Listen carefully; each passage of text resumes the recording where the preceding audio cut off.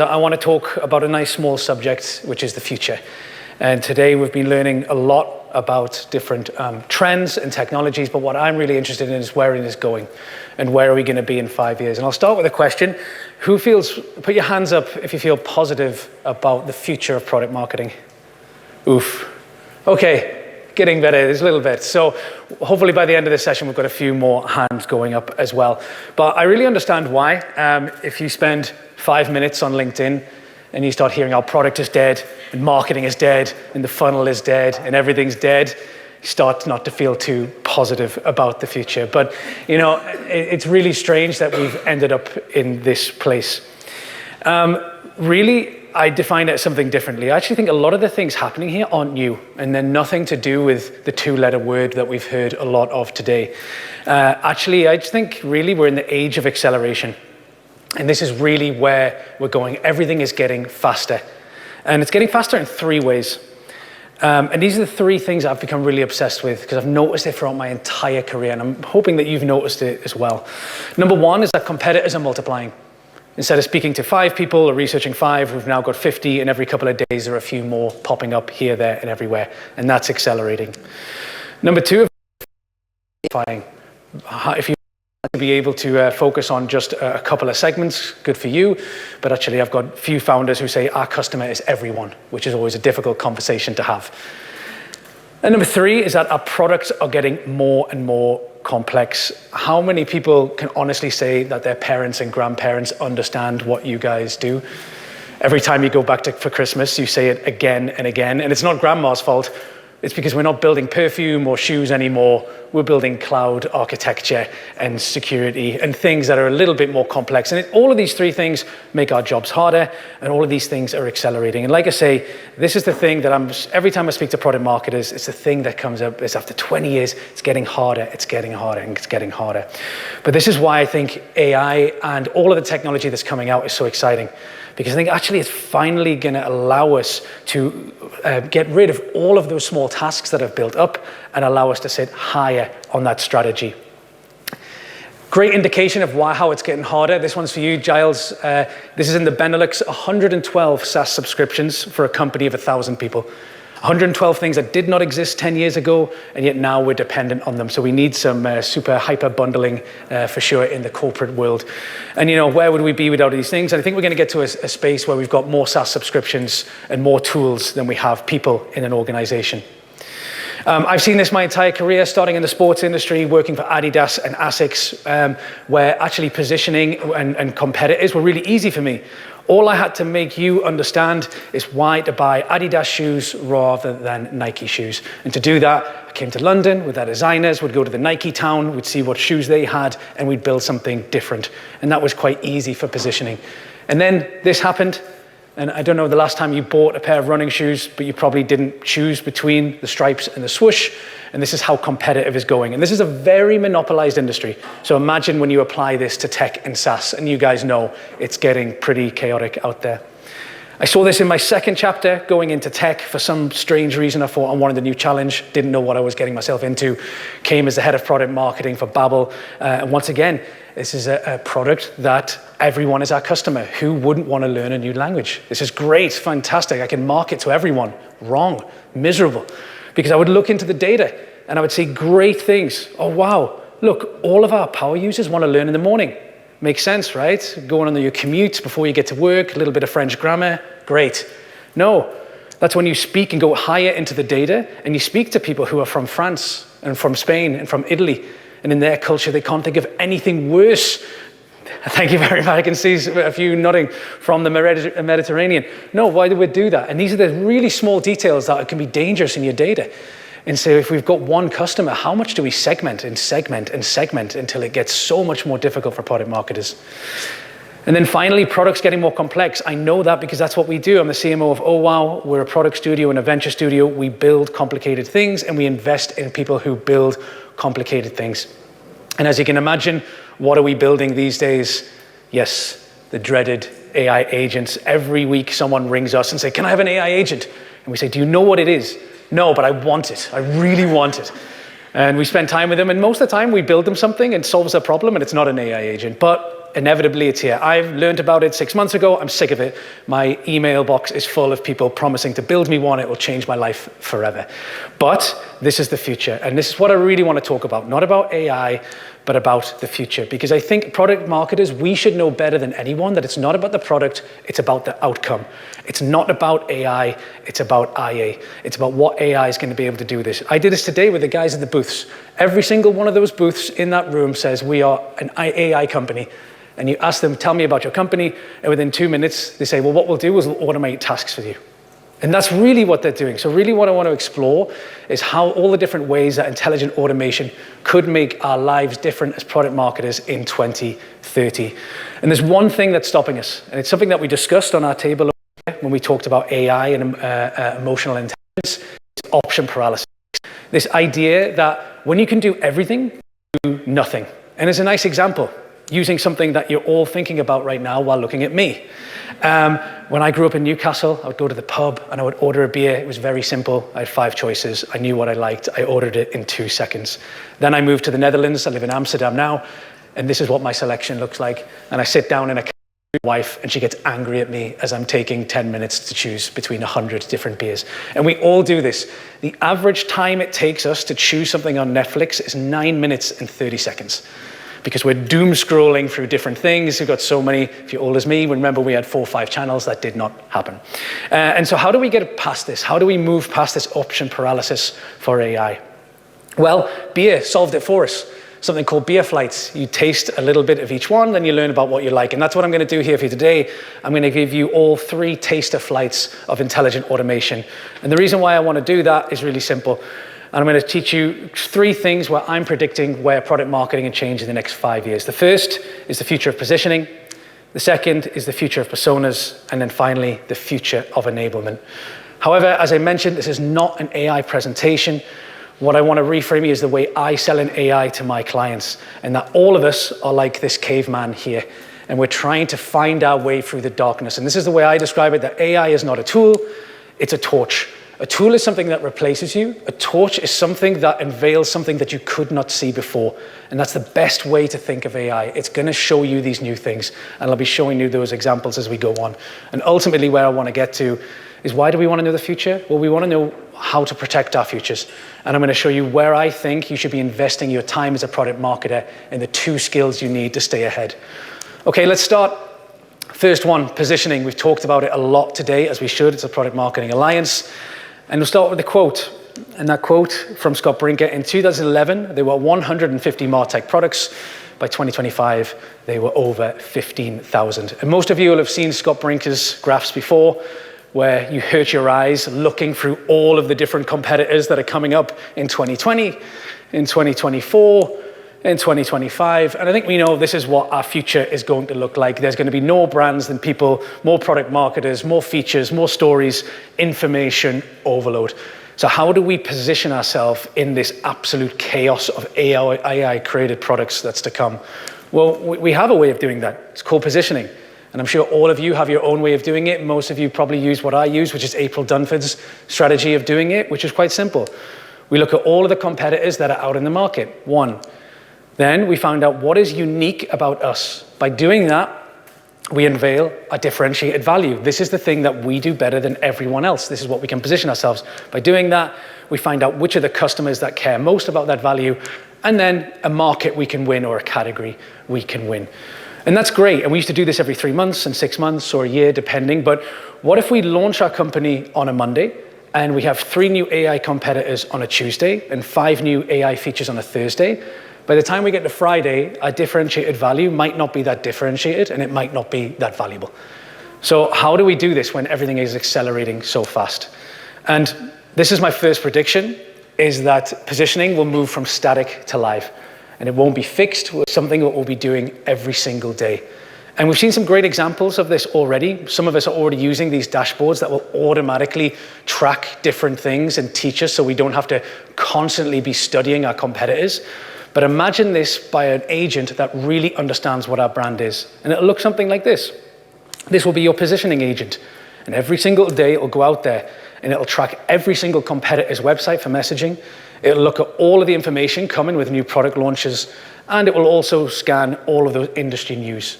It will take all of that and match it to our own positioning and let us know when we need to inform marketing that we need to change our messaging, when we need to inform sales, when we need to update our battle cards, and when we need to speak to product about altering the roadmap. And this is going to be really interesting. It's happening right now. And, once again, what a great torch. This is going to allow us to see things that we couldn't see before. We've lost all of these hours trying to research, and now we're going to be able to do this. But so can we just quit positioning? Can we all just quit in that? I think so. Look, what this is going to do is going to allow us to become automators. And product marketers should become automators.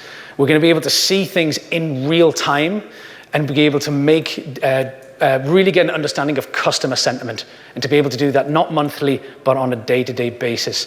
But however, which are the cavemen that are going to win? Are the ones that know where to point the torch. And the ones that know where to point the torch are the ones who are going to be the best product marketers. They're the sense makers. The best product marketers I've ever met aren't the ones who brought me the best positioning data. They're the ones that were able to read that data and understand the insights in them and effectively position us. So this is why it's not going to replace you, but it is going to be something you're going to have to learn, because it's going to make you a lot better at your job. Okay, that's positioning. Now let's have a quick look at personas. Quick little quote: marketing used to be a conversation with 2 generations. Now it's a 5-way group chat where everyone speaks a different language. This was very true for me. Trying to speak to everyone at the same time. How do you split your messaging? It's getting more and more difficult. And whenever I work with a new client, I send them 3 questions. And I say, send this to your sales team, send this to your product team, and send it to your marketing team. And what I want you to ask them is, what is the value your product creates? Who cares most about that value? And why are you best at creating that value? Then I collect all the answers. Now, this is product marketers, so you probably know the answer. How much alignment do you think I get in those answers? If you were going to put a percentage on it. 0? You're definitely not one of the people who said was positive about the future, I'm sure. But 16%. And it's shocking, but it's also not shocking. Every company I've worked in, you'd go on an offsite and you go over to talk to sales and they're saying one thing, and you speak to marketing and it's another. And it's like, are we meant to convince people outside of this company who we are when none of us actually know who we are inside? And for me, this is another way we can improve. And this is my second prediction, is that we're going to move away from theoretical personas to data-driven personas. Because I hate to break it to you, I really think personas really are a lot theoretical. It's us getting into a room and going, yes, this is this one and this is this one. And then if we speak to the sales team, how much of them actually use them. But now we have the opportunity to change that. We can go data-driven. Most of you guys will be doing this already. These Gong or Grain, where you'll be able to actually not just trust sales' opinions anymore, but able to get all of that information. We have one client who does 10,000 calls a week. Now, all of that information can be transcribed, it can be edited, and it can be understood. And we're going to be able to understand things we could never do before. But why stop there? So imagine this future of AI-powered personas, where we're going to be able to read all of our sales transcripts. Why not look at all of the comments on G2, Play, and the App Store? And while we're there, why not look into communities like Reddit, where people might be talking our product as well? And then we're going to bring them through personas. But I always say with personas, don't worry about the structure. Just answer 4 questions. Who they are, what they feel, why do they buy, and how do they buy? And for all of those questions, AI is going to be able to give us a much better understanding of those 4 things. And great news, it's not just going to teach us, it's going to know it. It's going to be an agent. So the next time that salesperson says, can I have that exact deck, but in the tone of voice of this persona? You say, no, but I have an agent that will do that exactly for you. So once again, very interesting, nice little torch. We're going to be able to see things very differently than we ever did before. Gone are the days having to listen to thousands of calls. We can do this for us so that we can focus on strategy.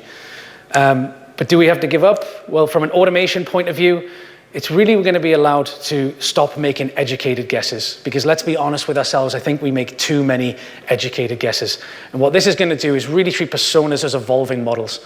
So not always is these strict things, but constantly suggesting to us week in, week out, whether a new persona might be emerging, an old persona might be coming dormant. Once again, this is an evolving thing, and to stop reacting from a monthly basis and into a daily basis. But can we just quit? Can we just put this aside, download it? We don't need to do personas? No, because once again, think of the people you have worked with who are the best at building and communicating personas. They're the people that don't collect the data. They're the people who see the emotional drivers behind the data.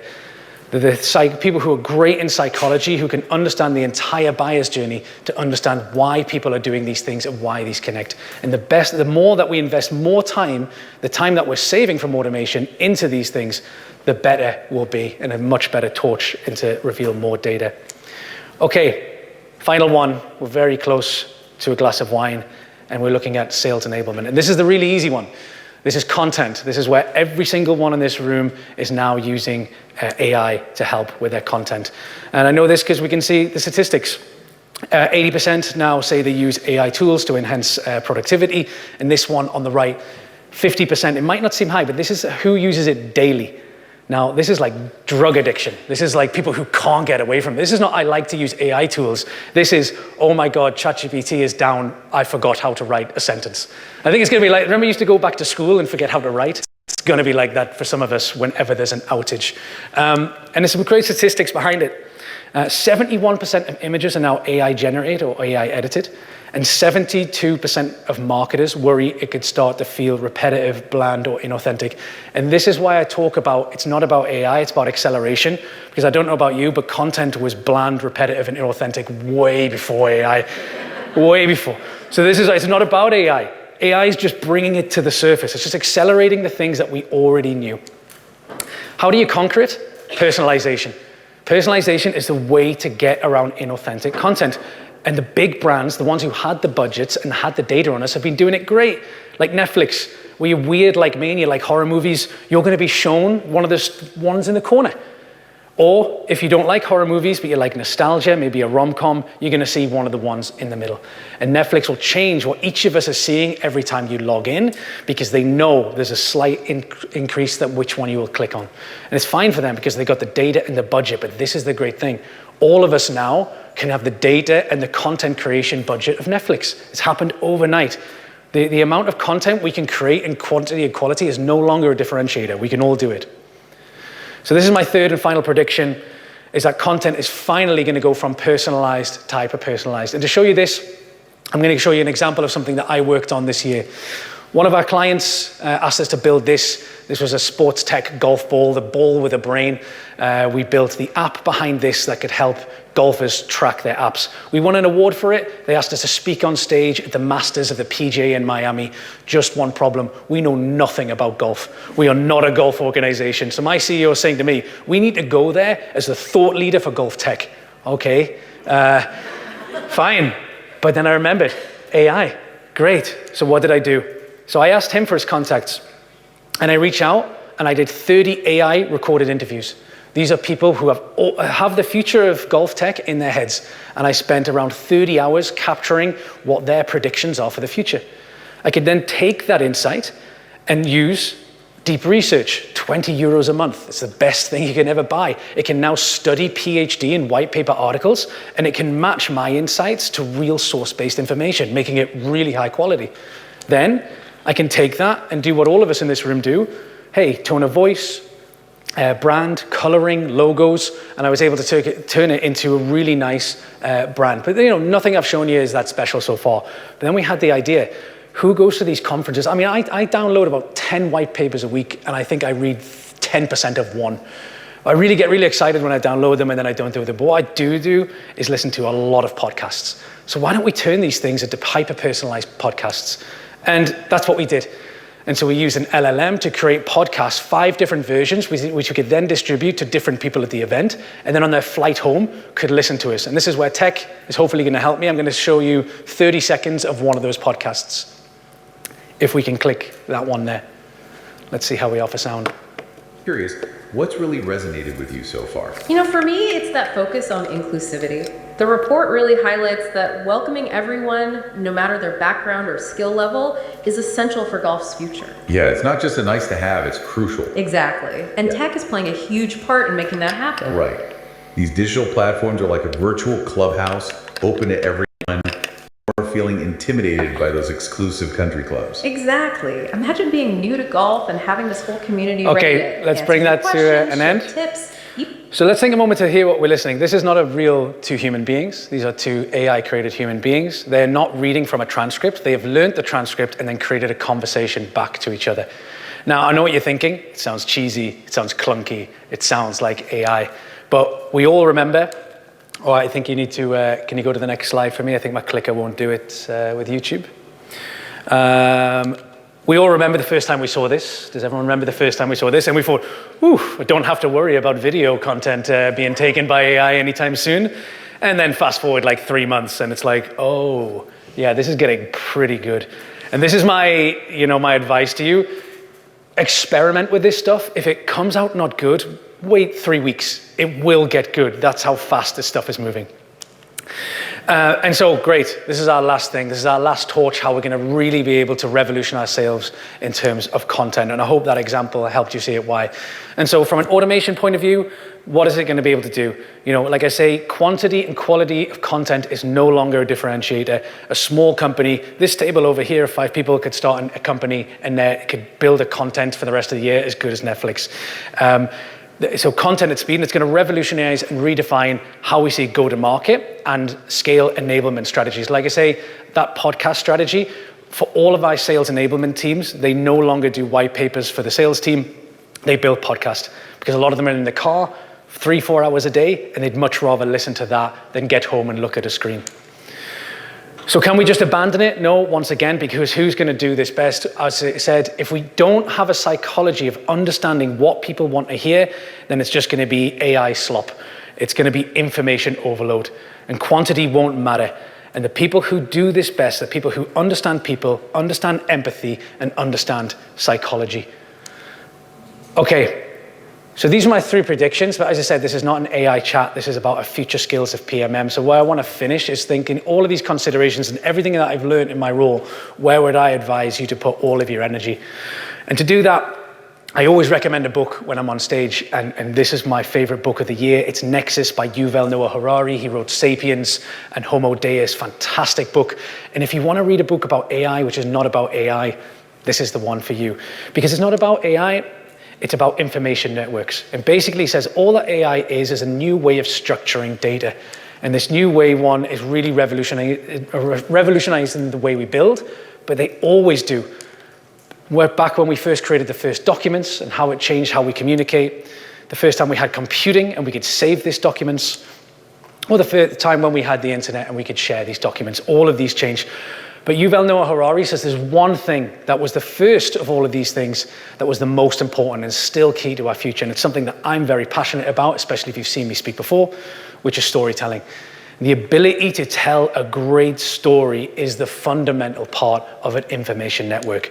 And these are the 2 areas that I'm going to encourage you to invest in the next 5 years. How are you going to do that? Well, I think the first one, psychology and storytelling. It's really about, if we look at automation and it's going to take away all of this time, where do we invest that time? What I believe that is that marketing and product marketing can finally go back to its roots. And marketing's roots is psychology and storytelling, basically the understanding of how people think, feel, decide, and engage. But we are going to have to get good at automation. And this is going to be the ability to execute and scale without losing precision or personalization. But I'm really confident that product marketing is the best setup to do that. Why? Because AI and automation is basically the advantage. You don't have to be good at tech to do AI. You might have noticed it's conversational. All you have to do is ask it. And so the people who are going to be best at it are the ones who understand how do their teams solve problems, how do they run processes, and how do they collaborate. Because if you know that, you're going to be able to run workflows. And then for psychology and storytelling, it's really going to allow us, we've talked about it at this table, what are we going to do with this extra time? Talk to customers.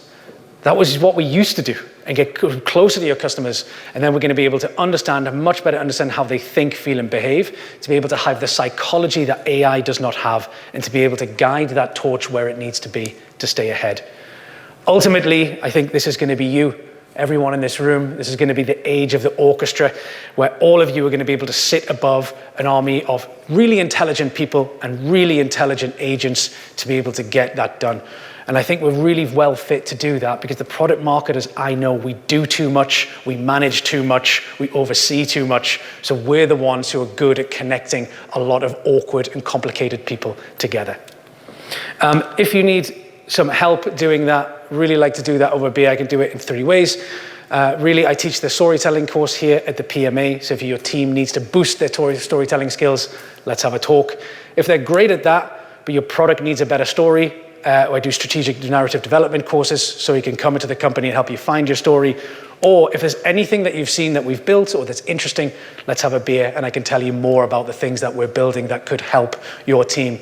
If you don't want any of that, don't worry, I've got a nice freebie for you. I wrote a book on the science of product storytelling. I still believe that this is the most important skill to learn. When I ask people who wants to be a better storyteller, every hand goes up. When I ask, have you ever studied it, hands go down. If you follow this QR code, it takes you to my LinkedIn, send me a message. I'm more than happy to send you that book for free. Like this video? We've got loads more on demand. To access all previous event recordings, become a member. When you join, you also get access to more resources, templates, and inspiration from other leaders and PMMs. If you do want to catch us live, though, why not join us at our next event? Simply head to the link in the description to see where we're headed. Thanks for watching, and we'll see you next time.